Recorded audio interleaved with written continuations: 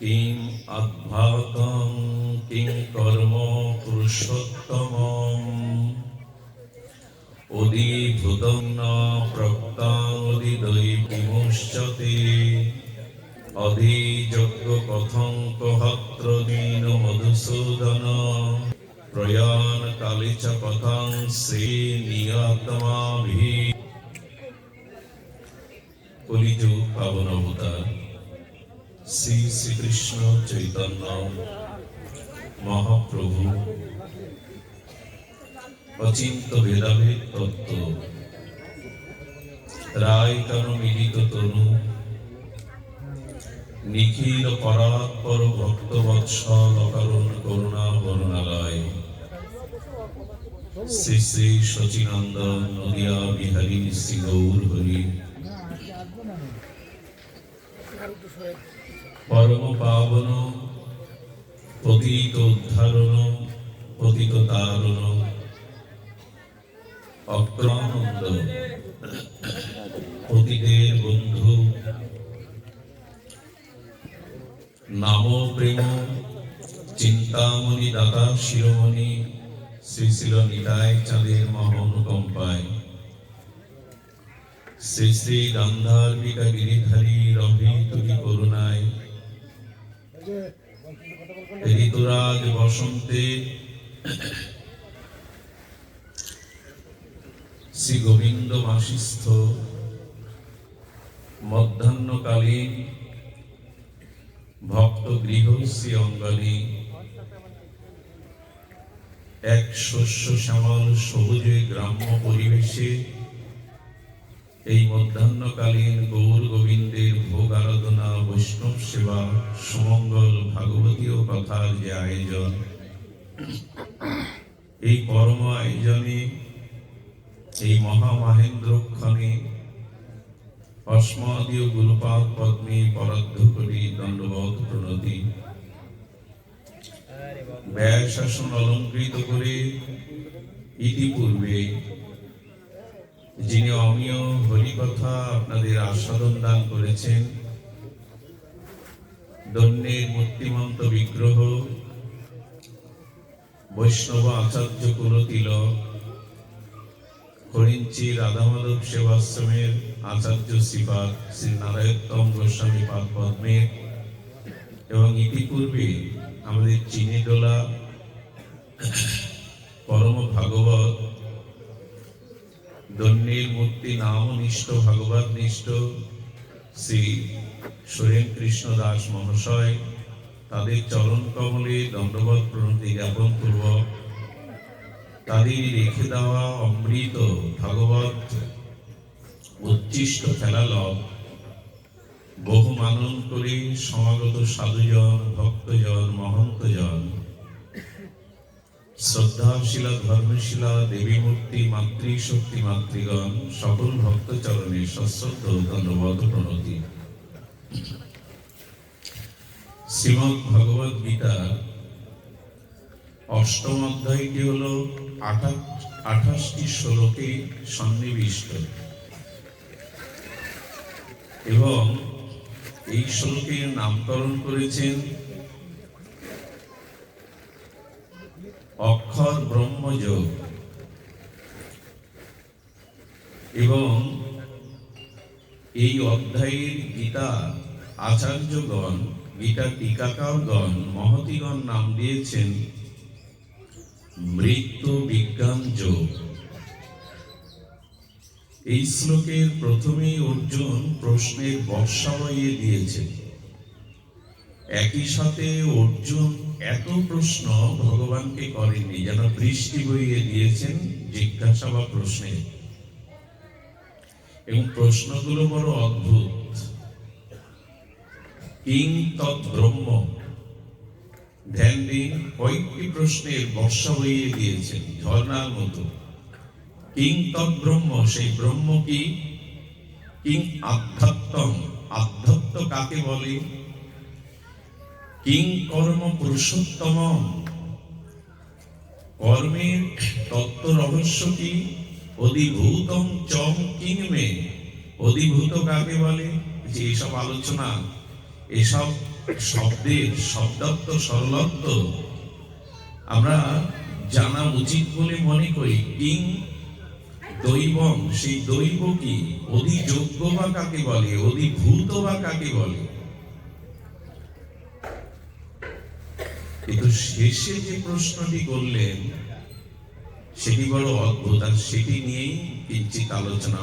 খুব রহস্যময়, আমাদের জীবনের খুব প্রয়োজনীয় তত্ত্ব এটি। যদি ধ্যান দিয়ে আস্বাদন করার মানুষের চাতক সম তৃষ্ণা নিয়ে বসেন, কিছু নূতন ভগবত কৃপা তত্ত্বের অনুসন্ধান বা দিগদর্শন আমরা পেয়ে যেতে পারি।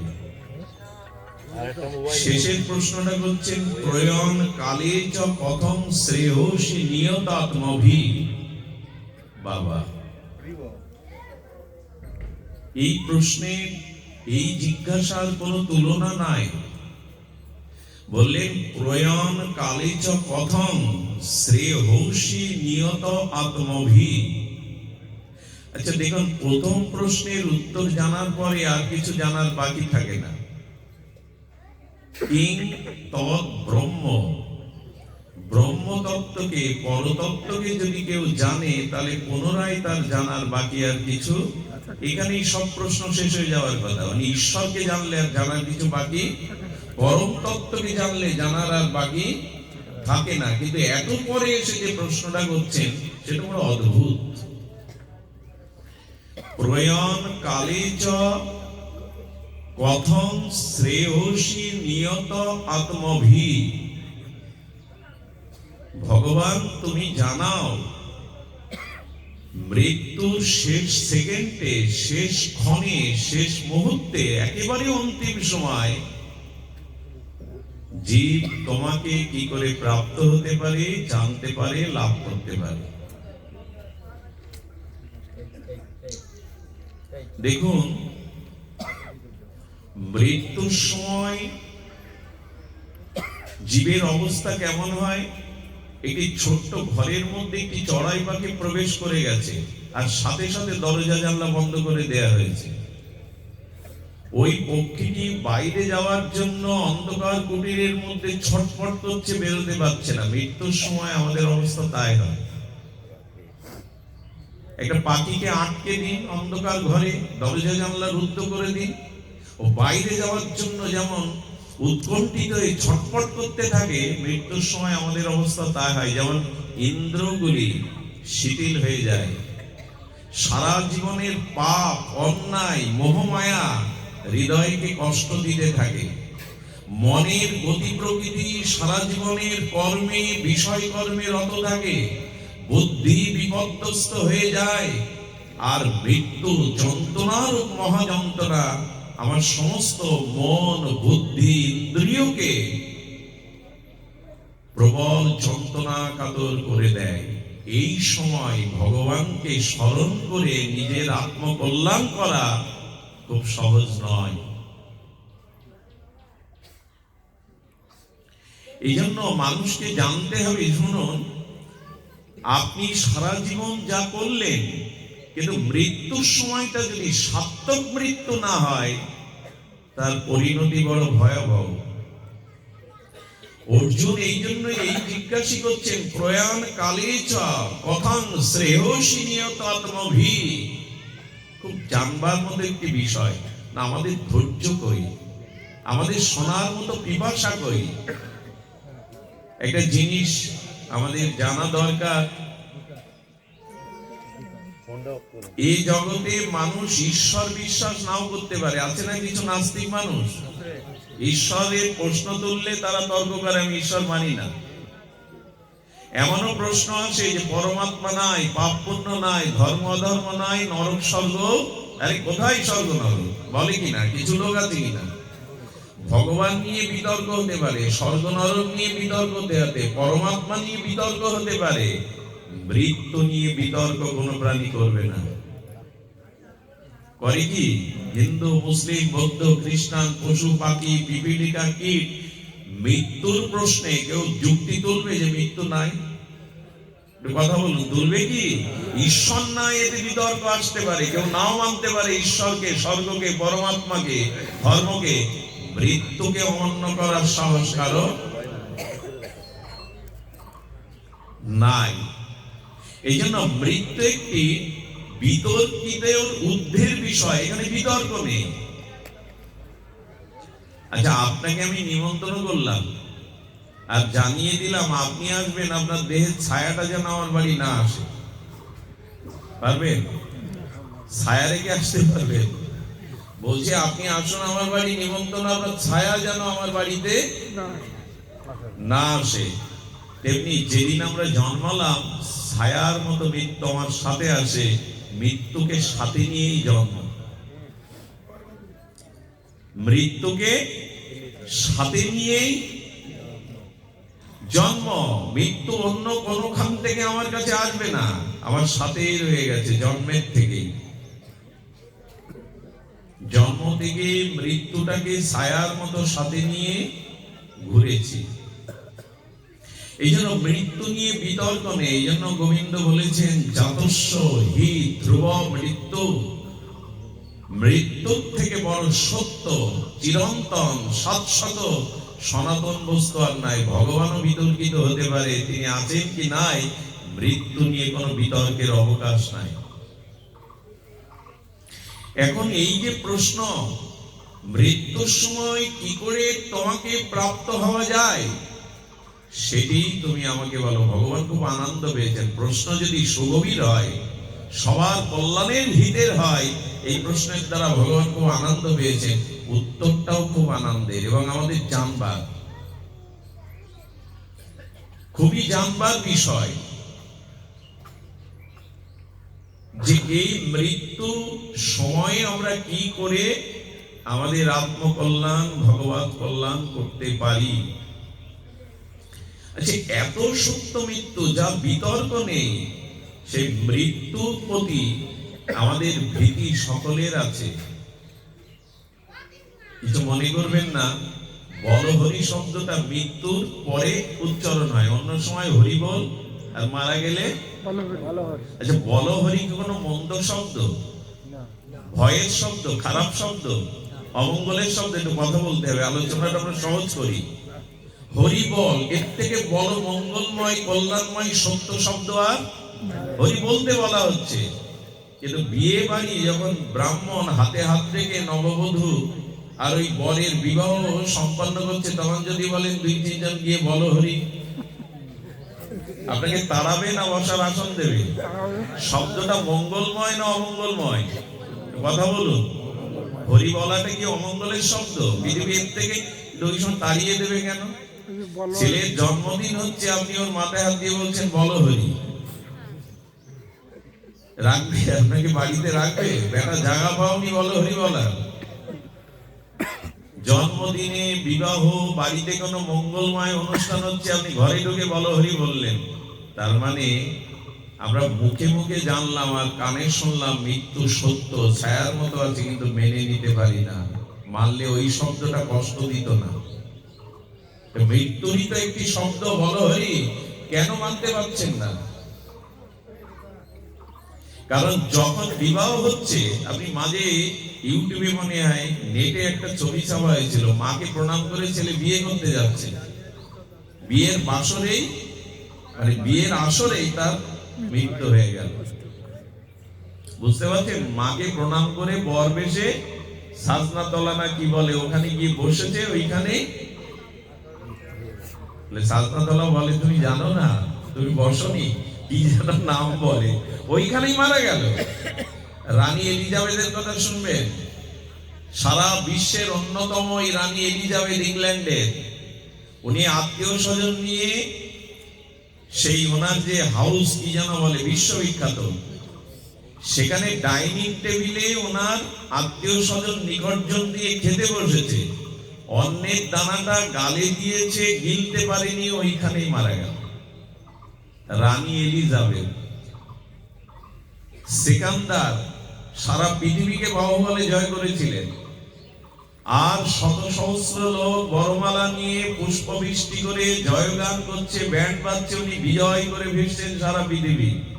মাকে দেখবেন, পুত্রের মুখ দেখবেন, মাত্র 20 গজ দূরে রাজপ্রাসাদ, ওখানেই পালকিতে রথে মারা গেলেন।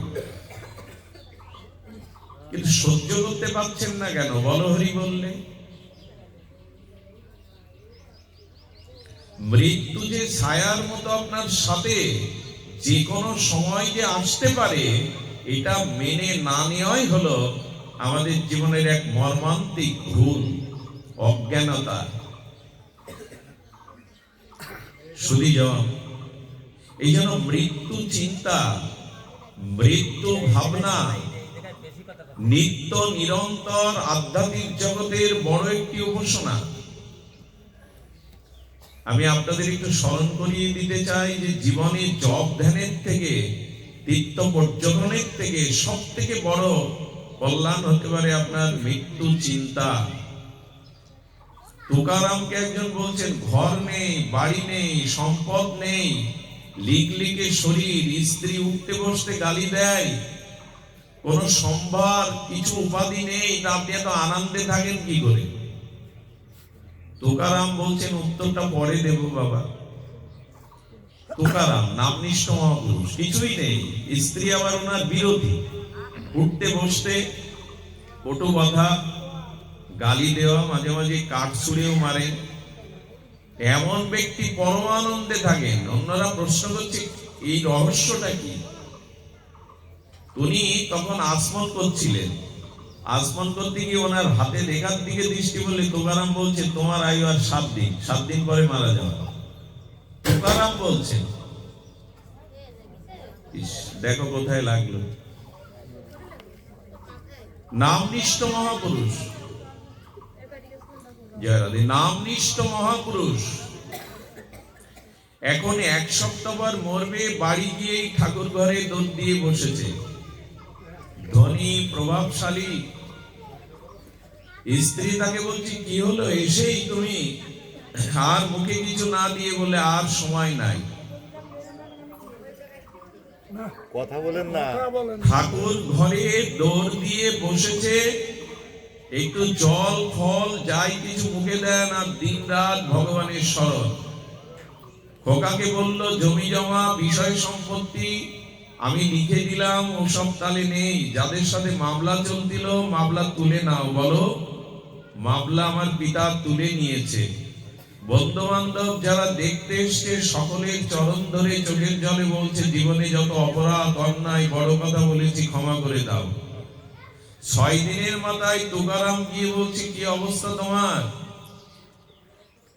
সংসার, বিষয় আশাই, জমি জমা, বললেন আর কিছুই নাই। বলে কেমন আছো?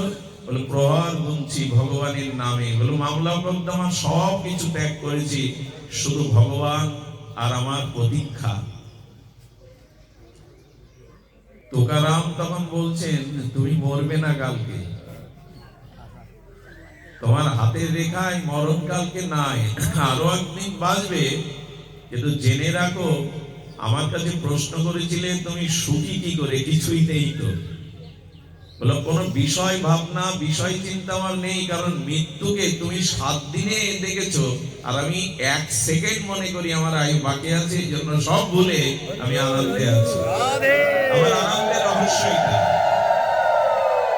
এরপরও কি বললো জানেন? এর পরেরটা শুনে জয়ধ্বনি দেন, তাহলে আরো ভালো লাগবে। এর পরেরটা হলো, পরদিন যখন জানলো আগের দিন আমার মৃত্যু নেই, পরদিন বউ নিয়ে বেড়াতে গেল। আমাদের দশায়, আমাদের দশা এই। আর এই শুনুন সেই রহস্য কথা, বড় মার্মিক কথা। আমাদের উত্তরপ্রদেশে এক সাধু মুখে শুনেছিলাম আমি, বড় মার্মিক কথা। 100 বছর এক বৃদ্ধের বয়স, কয় বছর? 100 বছর। 50 বছর জরা ব্যাধিগ্রস্ত হয়ে পড়ে আছে, বিছানায় উঠতে পারে না। ওই দাস দাসী এক মুঠো দেয়, ছটফট করে যন্ত্রণায়। 100 বছর বয়স হওয়ার পরে একদিন ওনার মৃত্যু যন্ত্রণা উঠেছে, শ্বাস উঠেছে, আর ওই ছটফট করছে, হাত পা তো পড়ে গেছে। 50 বছর বিছানায় কাটাচ্ছে, গায়ে ঘা হয়ে গেছে, পোকা হয়ে গেছে। ওই যন্ত্রণা থেকে ওই সাধু ওনার সামনে গিয়ে বলছেন, হে মৃত্যু, তুমি তাকে গ্রহণ করো। যেই বলেছে মৃত্যু গ্রহণ করো, সেই ওনার দিকে কর্কশ দৃষ্টিতে, ক্রোধের দৃষ্টিতে তাকিয়েছে, মানে ওই মুহূর্তেও মৃত্যু শব্দটা সে মেনে নিতে, এই হলো আমাদের দশা। কথাটি সাধারণ না। উনি অবাক হয়ে ওনার গুরুদেবকে বললেন, আজ একটা বড় ভুল করে বসলাম, কি ঠিক করলাম জানি না। এই অবস্থায় ওনার যন্ত্রণা দেখে বললাম, মৃত্যু ওনাকে নিয়ে যাও। উনি আমার দিকে ক্রোধের দৃষ্টিতে তাকালেন, আমি ভারী অপরাধ করে বসেছি এটি বলে। কিন্তু ঘটনা হলো তার 5 মিনিট পর উনি মারা যান। কেন মেনে নিতে পারি না আমরা? এত আগলে ধরেছি, কিন্তু এর স্থায়িত্ব কোথায়? নলিনী দল জল জীবন টলমল, পদ্ম পত্রের উপরে জলবিন্দুটা কতক্ষণ স্থায়ী থাকবে? তো যদি এটি চিন্তা করেন, তাহলে আপনার সাধনার অনেক অগ্রগতি হবে। আমাদের আসলে দুর্দশা, আমরা এটা মেনে নিতে পারিনি যে জাতস্য হি ধ্রুব মৃত্যু। অনেক মার্মিক কথা। আমরা এই শ্লোকটা কিন্তু অভূতপূর্ব। কারণ আমি কি বলেছি, এই অধ্যায়ের নামটা কি বলেছেন ভগবান? অক্ষর ব্রহ্মযোগ। কিন্তু আমাদের আচার্যরা বললেন এটা মৃত্যু বিজ্ঞানময় যোগ। মৃত্যুর বিজ্ঞানটা এখানেই দেওয়া আছে। মৃত্যুর বিজ্ঞানটা এইখানেই দেওয়া আছে। কিন্তু একটা কথা বলি, এই মৃত্যুকে সার্থক করার জন্য প্রথমেই যেটি আমাদের প্রয়োজন, সেই প্রয়োজনটি হলো সাধু সঙ্গের। নাহলে আগে এই উপলব্ধি হবে না। মৃত্যুকে আমরা যতই বলি, ধ্রুব সত্য বলি, মেনে নিতে পারবো না, মানতেও পারি না। এই জন্য দূরে রাখতে চাই। দূরে রাখাটা ঠিক নয়। দেখুন, মৃত্যুর কথা যখন এলো, আমি কিছুদিন আগে নবদ্বীপে কিছুদিন পাঠে ছিলাম। নবদ্বীপ এরিয়ায়, নদিয়ায় বড় চাগুলি বলে একটা জায়গায় পাঠ করতে গেছি। 40-45 মিনিট পাঠ করে নেমে দেখছে একটা লাশ একদম সেই যেখানে পাঠ হচ্ছে তার 5 হাত দূরে তার গৃহ। একটা এরিয়া আছে, এরিয়াতে তার বাড়ি। ওই মাটি কাঁদছেন, তার স্ত্রী আর বলছেন, বাবা আমরা দরিদ্র। এত কথা কেন আশেপাশে? আমরা দরিদ্র, আপনি এসেছিলেন আর অত্যন্ত গরিব। উনি জামাটা গায়ে দিয়ে মাত্র 10 হাত দূরে পাঠ হচ্ছে, ওই সীমানায় ওনার বাড়ি। উনি জামাটা গায়ে দিয়ে বলে, বাবাজি এসছে, পাঠ শুনতে যাব। বুকে ব্যথা উঠলো, পাঠ শেষ হবার 5 মিনিট আগে ওখানেই মারা গেল, আসতে পারলো। কি বলবেন একে? আমি ওর দিকে তাকিয়ে মনে মনে ভেবেছিলাম, বিল্লমঙ্গল পাঠ করতে এসছো, আজ তোমাকে পাঠ করে শেখালো একজন। এই হলো মৃত্যু, জেনে নাও।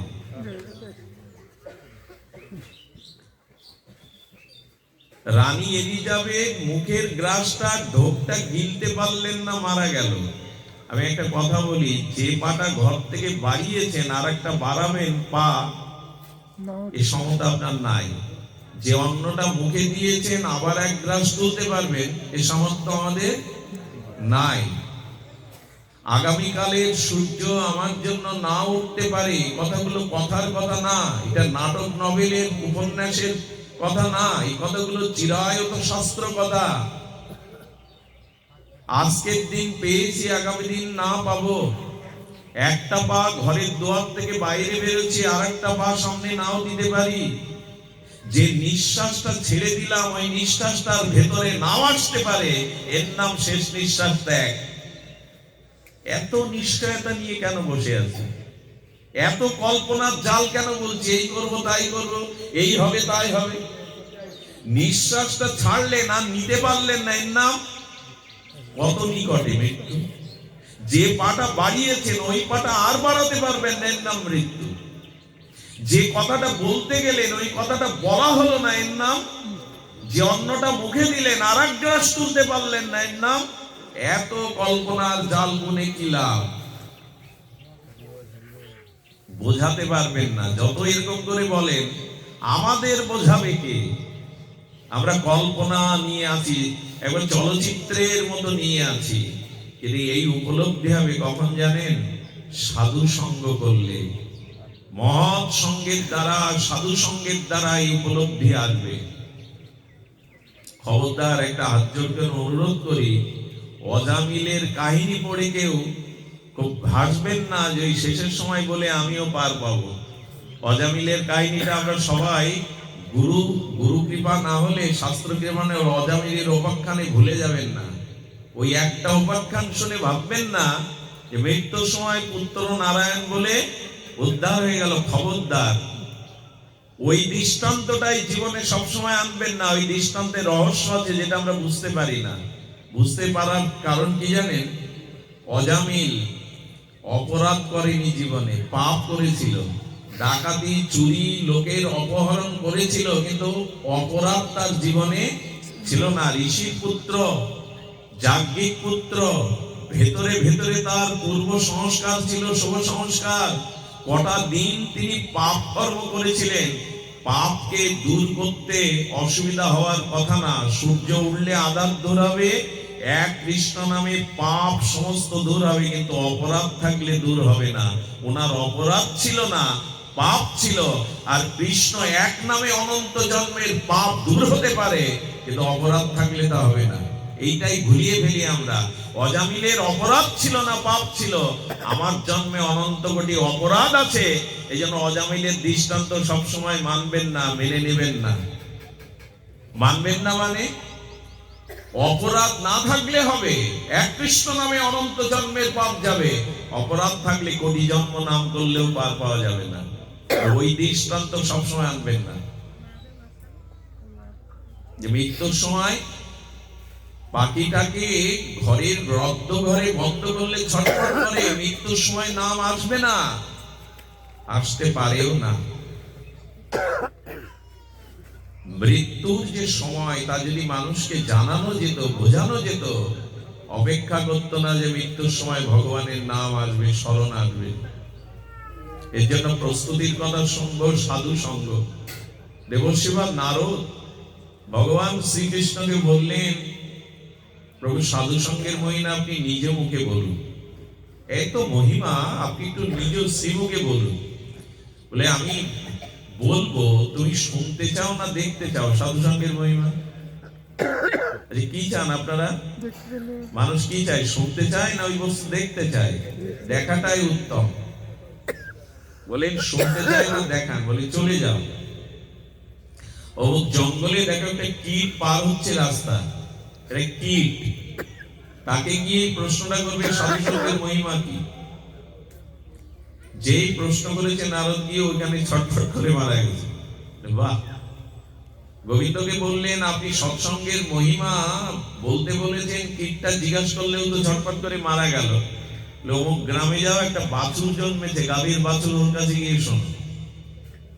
গ্রামে গিয়ে বাছুরকে বলছে সাধু সঙ্গের মহিমা বলুন, ভগবান পাঠিয়েছেন। শোনার সাথে সাথে মারা গেল। ভগবানকে এসে বলছেন এবার কি বলা? সাধু সঙ্গের মহিমা আপনি দেখাতে চাচ্ছেন, তো দেখলাম তো, জিজ্ঞাসা করলেই মারা যাচ্ছে। অমুক রাজ্যে যাও, এক রাজার অনেকদিন পরে একটা যুবরাজ মানে সন্তান জন্মেছে, যুবরাজ রূপে সে মায়ের কোলে এসেছে। ওর কাছে বলে আমি যেতে পারবো না, ও তো মরে যাবে। 2 দিন জিজ্ঞাসায় মারা গেল। রাজপুত্রের মৃত্যুর কারণ হতে পারবো, বলে আজ আর মরবে না, আজকে যাও। এসে শিশুকে প্রশ্ন করছেন,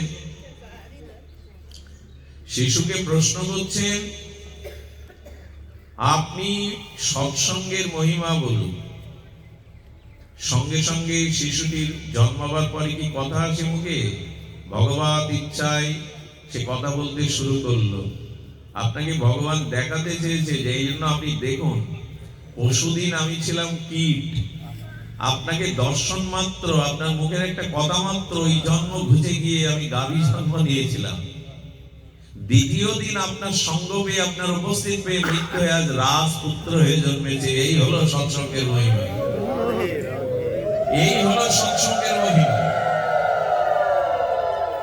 ভগবত সঙ্গেই আমাদের জীবন বদলাতে পারে। এই সম্বন্ধগুলো, এই তত্ত্বগুলো জীবনের ধারণ সেই করতে পারে যার সাধু সঙ্গের মহিমা আছে।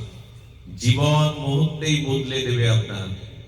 হাজার হাজার সাংস্কৃতিক শ্লোক না বলে এই সহজ কথাটি শুনুন, সৎসঙ্গ এক মুহূর্তে আপনার জীবন বদলে দেবে। আরে এক চোর চুরি করেছে, সে চুরি করেছে এক রাজ কর্মচারীর বাড়ি, আর প্রশাসনের রাজ কর্মচারীর বাড়ি চুরি করলে তাকে রাজা আদেশ দিয়েছে আমি মৃত্যুদণ্ডই দেব। যে আমার আর একান্ত সচিব তার বাড়ি চুরি করেছে, ধরো। সমস্ত লোকজন সেনা পাঠিয়ে দিয়েছে। ও দৌড়াতে দৌড়াতে রাতে সাধু সঙ্গ হচ্ছে, ওখানে গিয়ে বসেছে। এর মধ্যে থাকলে হয়তো রেহাই পাবো। সাধুর সঙ্গে সাধু মুখে হরি কথা বলছেন। কৃষ্ণ নাম যার কানে গুরু প্রদত্ত, হরি নাম কৃষ্ণ নাম দীক্ষা যার কানে যায়, তার নূতন জীবন হয়, সে নূতন জন্ম নেয়। সুযোগ পেয়ে ঘরে সাধু চরণে বললেন আমার কানে কৃষ্ণ নাম দিন, যাতে আমার দ্বিতীয় জন্ম হয়। ওই কথাটা ওর বিশ্বাস এসে গেছে যে কৃষ্ণ নাম কানে নিলে তার পুনর্জন্ম হয়, দ্বিতীয় জন্ম হয়। বলে কাল সকালে মন্ত্র নেবে, বলে না আজই দিন। ওই রাত্রে কৃষ্ণ হরিনাম মন্ত্রে দীক্ষা দিলেন এই মহাত্মা। সকালে চোর রূপে তাকে ধরা হলো। রাজার কাছে গিয়ে বলা হলো চুরি করেছো? বললেন এই জন্মে আমি কোনো চুরি করিনি। বলে এরা বললে তো হবে না, তোমাকে প্রমাণ দিতে হবে। লোহার শাবল গরম করে লাল টকটকে করে হাতে তুলে দেয়া হলো।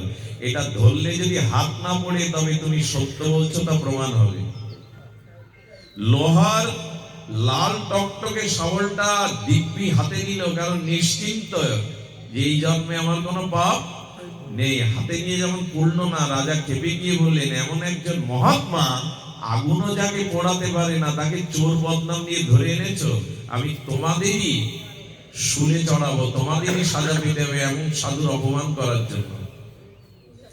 যখন রাজা ক্রোধান্বিত হয়ে ওদের সাজা দেওয়ার জন্য প্রস্তুতি নিচ্ছেন, তখন বলছে মহারাজ আমার একটি কথা বাকি ছিল, আমি চুরি করিনি, আবার চুরি করেছি। বলে সেটা কেমন? বলে আমি গত জন্ম চুরি করেছিলাম, এই জন্মে কোনো চুরি করিনি। বিশ্বাস কি করে দেখুন, এক মুহূর্তে সাধু সঙ্গ মানুষকে কি করে দেখুন। বলে রহস্য বুঝতে পারছি না, গত জন্ম আর এই জন্ম কি বলছো? বলে যখন চুরি করেছিলাম তখন সাধু সঙ্গে আমি ভগবানের গুণগাথা কানে পাইনি, ওটা আমার গত জন্ম। কাল রাত্রে সাধু সঙ্গ হরিনাম পেয়েছে, আমার দ্বিতীয় জন্ম হয়েছে, এই জন্মে আমার কোনো পাপ নাই, এই জন্য হাতে শাবল দিলেও আগুন দিলেও আমি পড়িনি। রাজা পড়ে গেলেন তার চরণে। এত বিশ্বাস আপনার, এত মহিমা আপনার, আপনি আমার এই রাজসভাতে রাজ পুরোহিত পণ্ডিত হয়ে এখানেই থাকুন। মিটে গেল। এগুলো লোক দেখানো কথা। আপনার জীবনে সবাই পিছু টেনে ধরে, স্ত্রী বলুন, পুত্র বলুন, কন্যা বলুন, কুটুম্ব বলুন, এরা এদের মায়ার কথার টানে আপনাকে পিছু টেনে ধরে। একমাত্র সাধুই সেই ব্যক্তি যে পিছু টান কমিয়ে আপনাকে ভগবানের চরণে নিয়ে যাওয়ার চেষ্টা করে। ওরা সবাই কথার পাকে আমাকে সংসারে বেঁধে রাখে, একমাত্র সাধুগণই জানিয়ে দেয় তোমার লক্ষ্য, তোমার জীবনের প্রাপ্তি কি। এখন বেশি কথা না বলে, বেশি বিস্তার না করে সংক্ষিপ্ত এই শ্লোকটা বলি যে প্রয়াণ কালে চ। ভগবান বলছেন, এবার শুনুন উত্তরটা কি দিচ্ছেন। অর্জুনের প্রশ্নের এত মহিমা, ভগবানের উত্তরের না জানি কত মহিমা লুকিয়ে আছে। ভগবান তখন বলছেন যে দেখো নিয়ত আত্মভি, এই যে আত্মচিন্তা, ভগবত চিন্তা, এটির জন্য অর্জুনকে তিনি বলছেন। এর কয়েকটি পরের শ্লোকে উনি একটি কথা আমাদের জানিয়েছেন ভগবানের উপায়। কি বলছেন? জং জং বাপি সরম ভাবম ত্যাজিতন্তে কলেবরা। অদ্ভুত কথা, আগেই বলেছি এটা মৃত্যু বিজ্ঞান যোগ। আপনি মৃত্যুকে যথাযথ বিজ্ঞান বা জ্ঞানের দ্বারা জানতে পারবেন। জং জং বাপি সরং ভাবং ত্যাজিতন্তে কলেবরম তং তম বৈতে উকন্তেও সদা তদ ভাব ভাবিতা।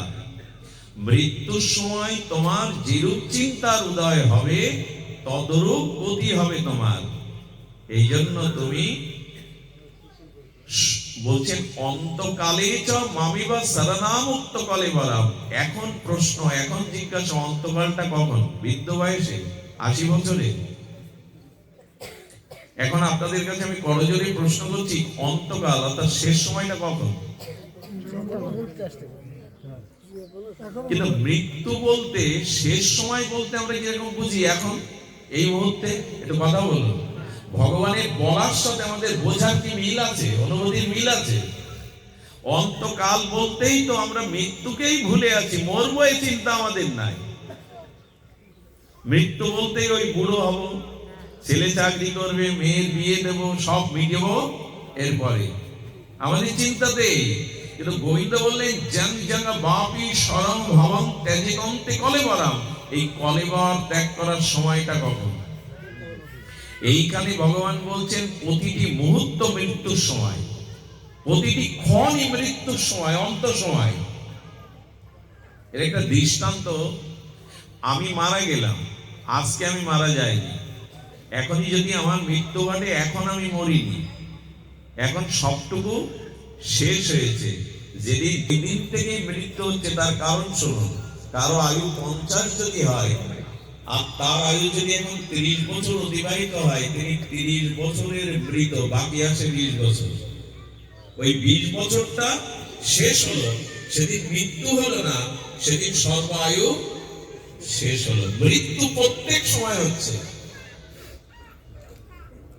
30 বছর পরমায়ু, বয়স হয়েছে 20 বছর, 20 বছরেরই মরা।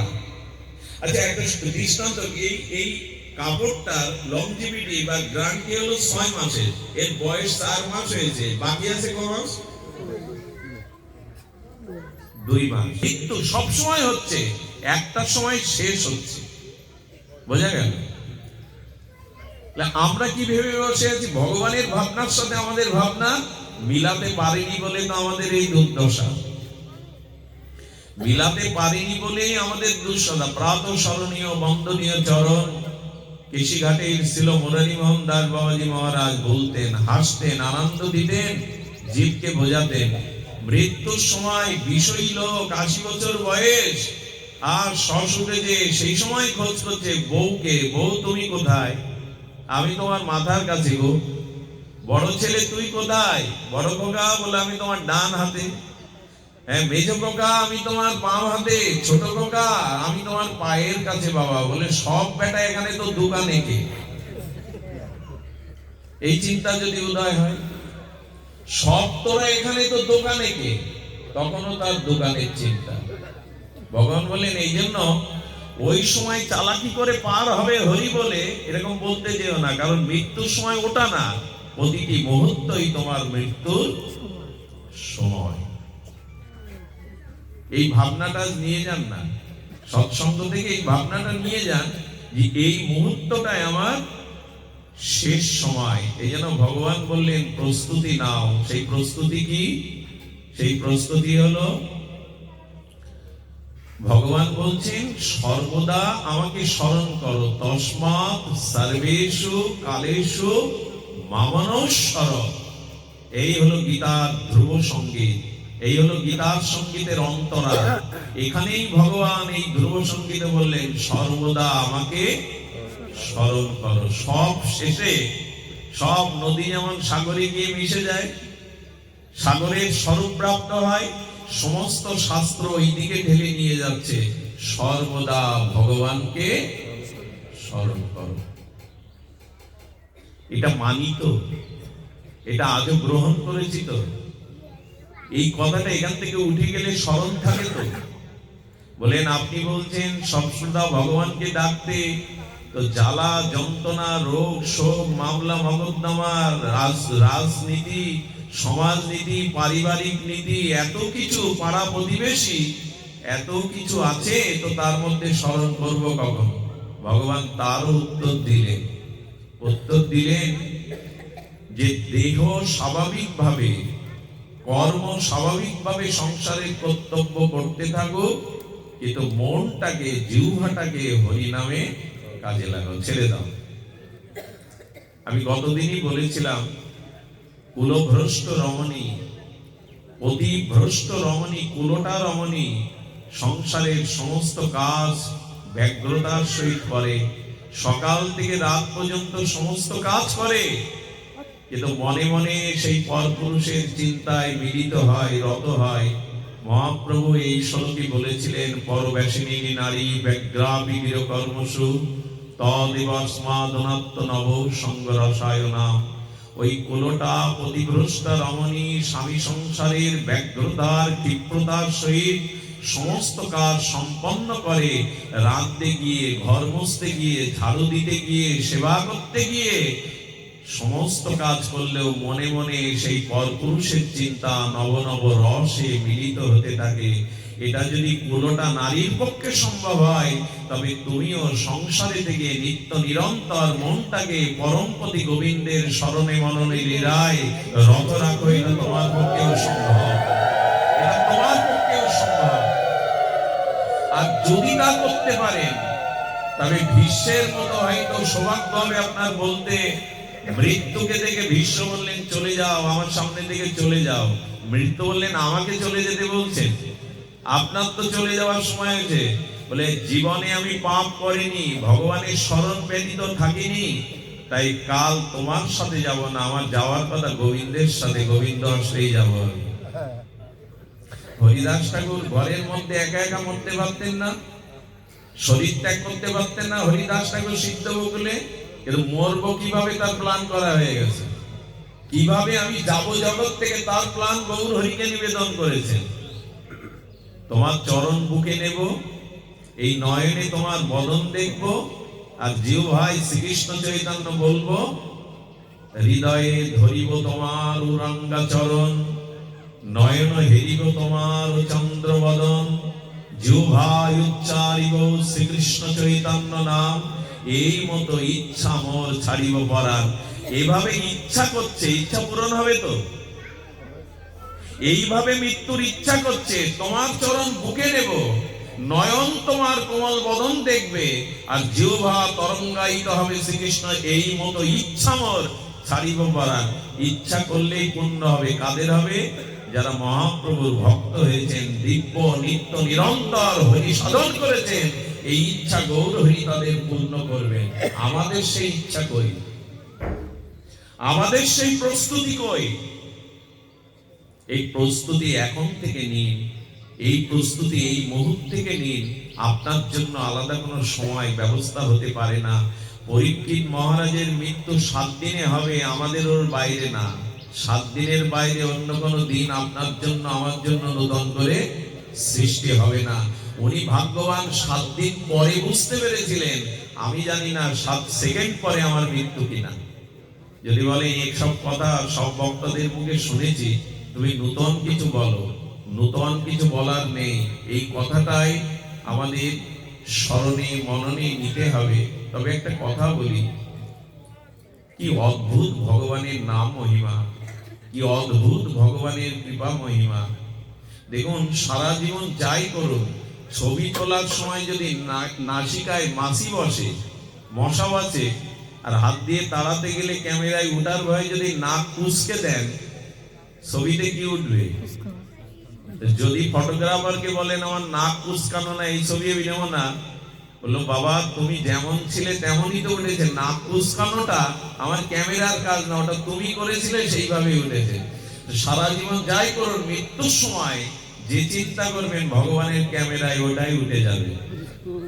এত প্রস্তুতি সব। আচ্ছা, আগেকার ছবি তুলতে গেলে কি করতে হতো? 50 বছর আগে স্নান করতে হতো, একটু সাবান মেখে নিতাম, ভালো কাঁচানো জামা গায়ে দিতাম, 2 কিলোমিটার বাজার পর্যন্ত যেতাম, লাইটের সামনে দাঁড়াতাম, চুলটা আসবে নিতাম, ক্যামেরাম্যান বলতেন লাইট, বলতেন 1 2 3, কত কি, এবার নাক কুঁচকালেন। সব আয়োজন। তো সারা জীবন যা করলেন, মৃত্যুর সময় যদি ভগবানের স্মরণ না করতে পারেন, গেল সব, সব আয়োজন গেল। আসুন আমরা প্রস্তুতিটা নিতে থাকি। এই প্রস্তুতির কথা বলে বিশ্রাম করব। প্রস্তুতিটা আমাদের নিতেই হবে, অন্য কোনো উপায় খোলা নেই, অন্য কোনো উপায় আমাদের হাতে নাই। তবে এইটুকু বলি, মৃত্যুর সময় কোন অতীতের স্বভাব কিন্তু প্রকাশ হয়ে পড়বে। এই দৃষ্টান্তটাই সাবধানতা দিয়ে গেছেন মহর্ষি ভরত। আমি যৌবনে রাজ্য ছেড়েছিলাম, আমি যৌবনে পুত্রকন্যা ত্যাগ করেছিলাম, মলবধ মলমূত্র ত্যাগ করে ঘৃণা ভরে যেমন ওদিকে তাকাই না, আমিও করেছিলাম। কিন্তু বুকের মধ্যে একটা হরিণ শিশুকে নিতে গিয়ে আমি ফেসে গেলাম। আমাদেরও বুকে ওঠে, ওঠে না ছোট বাচ্চারা, কাকা বাবা দাদু ওঠে, ঠাকুমার কোলে ওঠে, আমার কি মনে হয় জানেন, গাভী তার বাছুরটা মায়ের বাট টানা ছেড়ে দিলে ওই গাভী আর বাছুরটার প্রতি খুব বেশি খেয়াল রাখে না। যে পাখিটা ডানা মেলে উঠতে পারে, মা পাখিটা ওই পাখিটার বেশি আর খোঁজ, ও উঠতে শিখেছে। আমাদের দুর্দশা কি জানেন, ছেলে মেয়ে বড় করে মানুষ করলাম, বিয়ে দিলাম, এরপর নাতি নাতনি, এরপর ওদের না হলে আমি কোথাও যাব না, ওদের মুখ না দেখলে আমি, ওরা যেটা বুঝলো যে ছেড়ে দিতে হবে, তুমি সেটা বুঝলে না। এই কথাই সামাজিক মানুষরা বলতে পারে, হ্যাঁ, তো নাতি নাতনিকে কোলে নেবে না ঠাকুমা দিদিমা, তারা তাদের, কিন্তু এই কোলে নিতে নিতে কোল কি চিরদিন রাখতে পারবেন না, ছাড়তে হবে ওদের। যদি ছাড়েন তো নিজে কি করে গেলেন, প্রস্তুতিটা কি নিলেন আপনি? নাতি নাতনি আছে আছে, বাড়ি গাড়ি আছে আছে, কিন্তু মনে রাখুন এগুলি আমার সাথে যাওয়ার নয়, যেটা সাথে যাবে সেটাই ভজন, সেটা হরিনাম, সেটার দিকে দৃষ্টি দিন। সারা জীবন ওই নিয়ে পড়ে থাকলে, ওই যে কোলে করে নিল হরিণ শিশুটা, ভরতের দুর্দশা দেখুন, হরিণ হয়ে জন্মালো। আর এই কারণে পরের জন্মে জড় ভরত হয়ে না মায়ের সাথে, না পিতার সাথে, না দাদা বৌদির সাথে, না দুনিয়ার কারোর সাথে একটা কথাও বললেন না, পাগলের মতো জড় পাগল হয়ে বসেছিলেন। কথা বললেই তো ভেসে যাব, হ্যাঁ, মায়াতে ভেসে যাব। নিজেকে একজনের সাথে একবার কথা বললেন, তাকে উদ্ধার করলেন, নিজেও উদ্ধার হলেন। আমার বলবার এই বিশ্রাম সময় এইটুকু, আসুন আমরা ভগবানকে স্মরণের জন্য মৃত্যুর প্রস্তুতি নিতে থাকি। তসমাৎ সর্বেষু কালেষু মামনুষ্যর যুদ্ধচা। আরো একটি কথা বলি, মৃত্যু আমাদের কাছে ভীতময়, কিন্তু মৃত্যু আনন্দময় করে নিন। মৃত্যুটা ভগবত স্মরণে যদি করতে পারে, তবে সেটা আনন্দের হবে। সেই আনন্দটা কেমন? ব্রজের দুটি কথা বলেই সিদ্ধ বিজয় কৃষ্ণ গোস্বামী গেছেন তার বন্ধুর কাছে। সেই বন্ধু কি করলো জানেন? রাধারানীর চরণ চিন্তা করতে করতে করতে করতে দেহটা মাটিতে পড়লো, সাপের খোলস বল্লানোর মতো ওই দেহ থেকে এক 11 বছরের কিশোরী রূপ নিয়ে বেরিয়ে চলে গেল দিব্যতার জ্যোতি। বিজয় কৃষ্ণ গোস্বামী দেখলেন এখানে কোনো বালিকা নাই, ওর দেহ থেকে বেরিয়ে কোথায় চলে গেল কেউ? ধ্যানযোগে জানলেন এই বাবাজি বৃন্দাবনের কুটিরের মধ্যে গুরু প্রদত্ত মঞ্জরি ভাব সাধনার লীলা ভেবেছে যে সে রাধারানীর নিত্য একজন কিশোরী। এই ভাবতে ভাবতে চিন্তা করতে করতে এই দেহ, আচ্ছা সাপ যখন খোলস ত্যাগ করে আর একটা খোলস কখন তৈরি হয়? সাপের খোলসটা এপাশ দিয়ে ছাড়ে আর এপাশ দিয়ে তৈরি হতে থাকে। যারা নিত্য নিরন্তর রাধা কিঙ্করী রূপে রাধারানীর সখী অনুগর্তে মঞ্জরি ভাব সাধনা চিন্তা করতে করতে মরেন, মৃত্যুর সাথে সাথে এই দেহের মধ্যে অন্তর চিন্তিত গুরু প্রদত্ত ওই সখী মঞ্জরি রূপ নিয়ে তিনি নিত্য লীলাতে গমন করে চলেন। এই মৃত্যুই আশা করার জন্য, এই মৃত্যুই পাওয়ার জন্য মহাপ্রভু আমাদের এই সাধন দিয়ে গেছিলেন। এই রক্ত মাংসের দেহের ভিতরে গুরু প্রদত্ত মঞ্জরি ভাবটাকেই তুমি গ্রহণ করো। যদি গ্রহণ করতে পারো, এই খোলস ছেড়ে নিত্য লীলাতে তুমি পৌঁছাতে পারবে।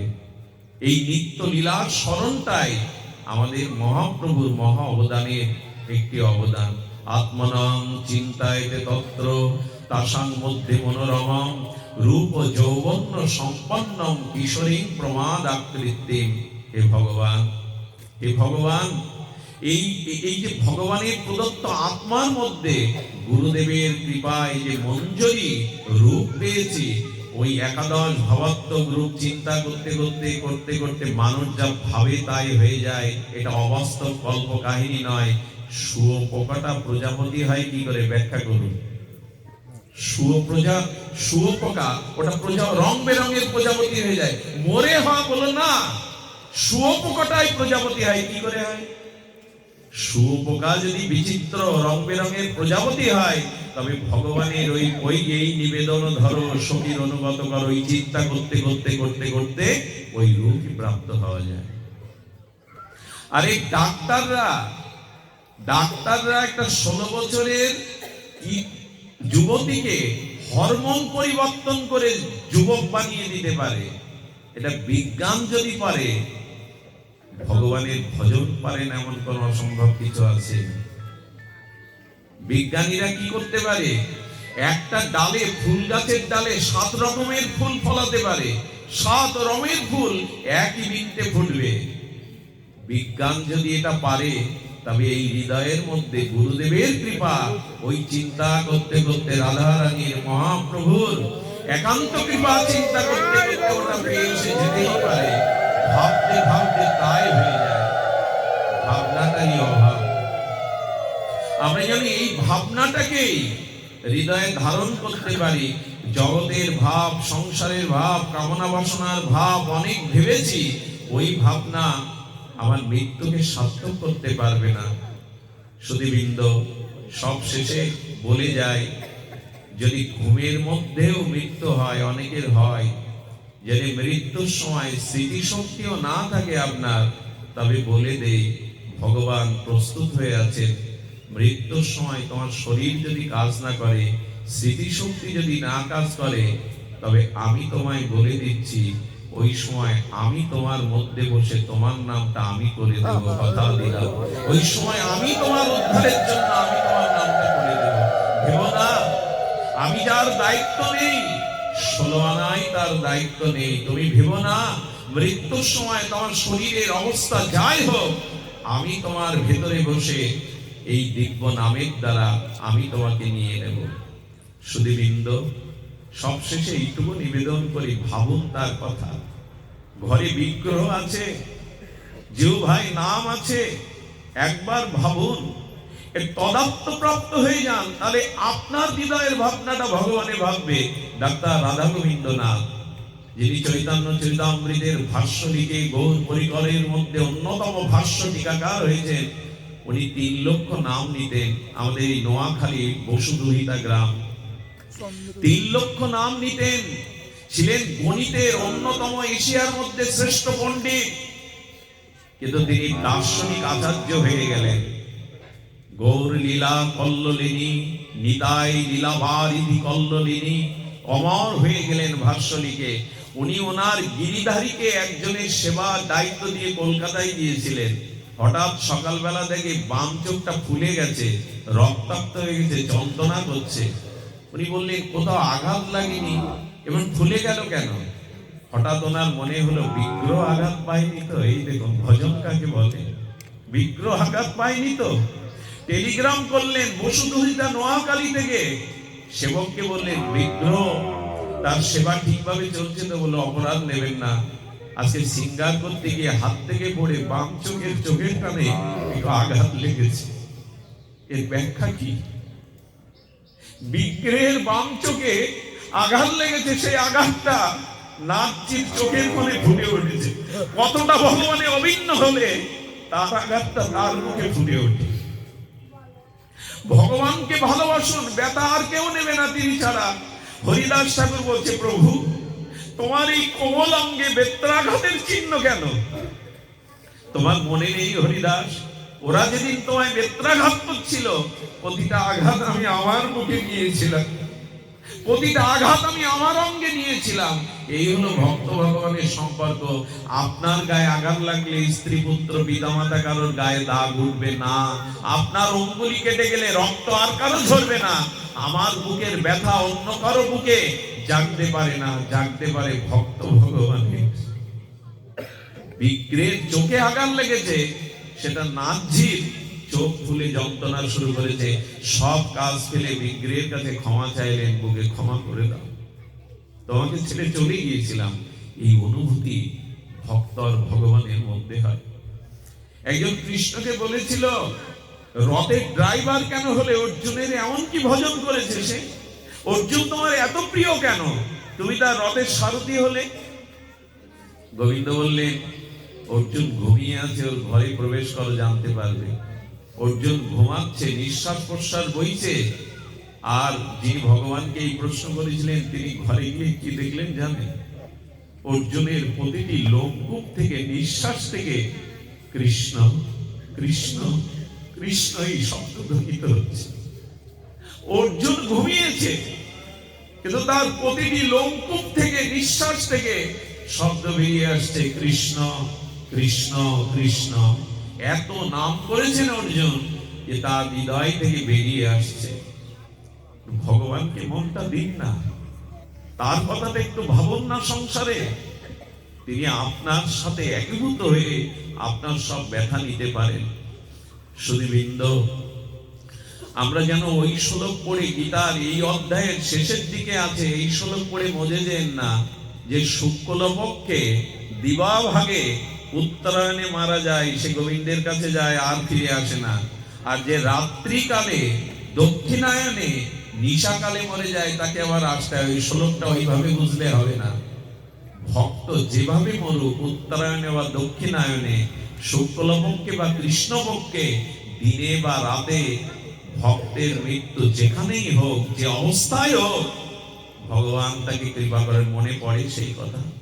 ভগবানকে ভাবলে কি হয় দেখুন, 200-250 বছর আগে এক গোবিন্দ ভক্ত কাঁচা ল্যাট্রিনে বসে মলমূত্র ত্যাগ করতে করতে, কৃষ্ণ বলতে বলতে মলমূত্রের মধ্যে মাথা পুড়ে ওখানে মরে পড়ে থাকলেন। বেলা 2টোর সময় খুঁজতে খুঁজতে তার লাশ মলমূত্র থেকে তুলে আর যখন ধুয়ে রাখা হলো, শিক্ষা করতে লাগলো সারা জীবন কৃষ্ণ কৃষ্ণ, আর মলমূত্রের মাথা গুঁজে বেটা মারা গেল। তার ছোট ভাই 25 বছর ধরে ঋষিমুনিদের কাছে জানতে গিয়েছিলেন আমার দাদার গতি কি হয়েছে। নাম ছাড়া থাকতো না সে। অনুরাগী ভক্ত কি হয়েছে? এক ত্রিকালজ্ঞ জ্যোতিষ তাকে বললেন, তোমার দাদাকে আমি দেখাবো, আমার কাছে বসো। হিমালয়ের পাদদেশে এক গৌরীক বসনধারী তেজোদীপ্ত সন্ন্যাসী দিব্য মধুর কণ্ঠে হরিনাম করতে করতে যাচ্ছে। তার পেছনে 100-200 ভক্ত তাকে অনুসরণ করে দিব্য নাম করতে করতে যাচ্ছে। বলে, আমাকে স্পর্শ করো। ওই দেখো, যে দাদা মলমূত্রের মধ্যে মারা গিয়েছিল, সে সামনে ওই তেজোদীপ্ত আচার্য হয়ে নাম করতে যাচ্ছে। আর তোমার দাদা মলমূত্রের মধ্যে পড়ে গিয়ে তোমার দাদার নাম এবং পবিত্র দেহের স্পর্শে মলমূত্রের যে কীটগুলো মারা গিয়েছিল, তারাও মনুষ্য জন্ম লাভ করে হরি ভক্তি পরায়ণ হয়ে ছুটে চলেছে। এইটা কথা। সেই নাম দেব না আমরা? সেই ভগবানের কথা সংসারের মধ্যে ভাববো না আমরা? বড় বড় ভুল হয়ে যাচ্ছে, বড় ভুল হয়ে যাচ্ছে। আর যদি সময় না হয়, একটি লীলা বলতে বলতে আজ ভাগবত বিশ্রাম দেয়। হৃদয়টি কতবার, কত শতবার যে বলেছি তার ইয়ত্তা নেই। কাদের ডিউটি করছেন সংসারে? যাদের ডিউটি করছেন তারা কর্তব্য কর্ম করবে কিনা জানি না। এই নাথজি একবার তার ভিক্টোরিয়া কলেজে, উনি গণিতের শিক্ষক ছিলেন, উনি অসুস্থ, উঠতে পারছেন না। একটা চেয়ারে বসে গোবিন্দের চিন্তা করছেন, গৌরের চিন্তা করছেন, উঠতে পারছেন না। কিন্তু সামনে ছেলেদের পরীক্ষা, ওই দিনে তার আসবারও কথা ছিল স্কুলে, এবং ওই দিন স্কুলের একটা বড় মিটিংও ছিল, সভা ছিল, যেতে পারেননি। পরের দিন যখন খুব বিফল মনোরথ হয়ে গেছেন, কি দেখলেন জানেন? উনি ক্লাসে ঢুকে বোর্ডে দেখতেন গতকালকে তারিখ দিয়ে ওখানে একটা অঙ্ক ছাত্রদের ওখানে বোঝানো হয়েছে, লেখা আছে। ছাত্ররা উঠে দাঁড়িয়ে বলছে, স্যার, আপনার মতো এমন বিদগ্ধ পণ্ডিতকে পেয়ে আমাদের জীবন ধন্য। কাল আপনি এই অঙ্কটা আমাদের যেভাবে বুঝিয়েছেন, ছবির মতো আমাদের হৃদয়ে এটা ফুটে উঠেছে। বোর্ডের দিকে তাকিয়ে দেখেন ওনারই সাইন করা, তারিখ দেওয়া, ওনারই হাতে অঙ্ক। উনি অফিসে ঘরে গিয়ে দেখলেন উপস্থিতির যে খাতায় সই করতে হয়, ওটা খুলে দেখেন ওনারই হাতের সই ওখানে করা। অথচ কালকে উনি আসেননি কলেজে। শিক্ষক সহশিক্ষকদের কাছে প্রশ্ন করলেন, কাল আমি অসুস্থ, আসিনি, সই করে গেল। বলে, স্যার, আপনি তো কখনো বাতুল কথা বলেন না, কালকে এলেন, সই করলেন। বোর্ডের দিকে তাকিয়ে ওই অক্ষরগুলোতে হাত দিচ্ছে, ওই অক্ষরগুলোতে হাত বোলাচ্ছে। আমি একদিন কেবল আমার ডিউটিতে আসতে পারিনি, তুমি আমার জায়গায় এসে ডিউটি দিয়ে সেই কর্তব্য পালন করে গেছো। জগৎ সেবক অহম অহম, এই হলো ভগবান।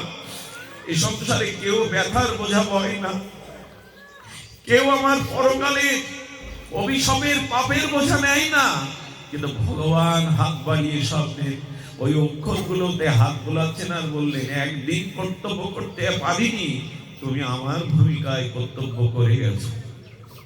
এই হলো তার কৃতজ্ঞতা। সংসার করতে হয় বলে এভাবে ডুবে থাকা উচিত নয়, এভাবে ভগবানকে ভুলে থাকা উচিত নয়। সংসার অনেক জন্ম পেয়েছি, গত গত জন্মে যেসব স্ত্রী পুত্র ঘর পেয়েছি তাদের কথা মনে নেই, আগামী জন্মেও বা কোথায় যাব তাও জানা নেই। তো ভগবান আমার চিরকালের চিরদিনে, এ আসর মাথানো কথা নয়, এ আপনাদের আবেগে দুর্বল করার কথা নয়। যেটুকু সময় এখনো ভগবান রেখেছেন, আসুন মনটা প্রাণটা প্রতিটি নিঃশ্বাস প্রশ্বাসটা আমরা ভগবানকে অর্পণ করি। তস্মাৎ সর্বেষু কালেষু মাম নমস্কার।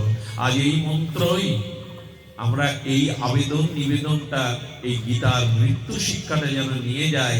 আজ থেকে, এখন থেকে নিত্য নিরন্তর যেন তার নাম, তার লীলা, তার ভাবনা হৃদয়ে ভক্তির গঙ্গা স্রোত বয়ে যায়। এই আশীর্বাদ আমাকে করুন, আর এই প্রার্থনা আমি আপনাদের জন্য গৌর চরণে জানাই। আমাদের প্রভাস বাবুর কথা জানেন, মানুষটার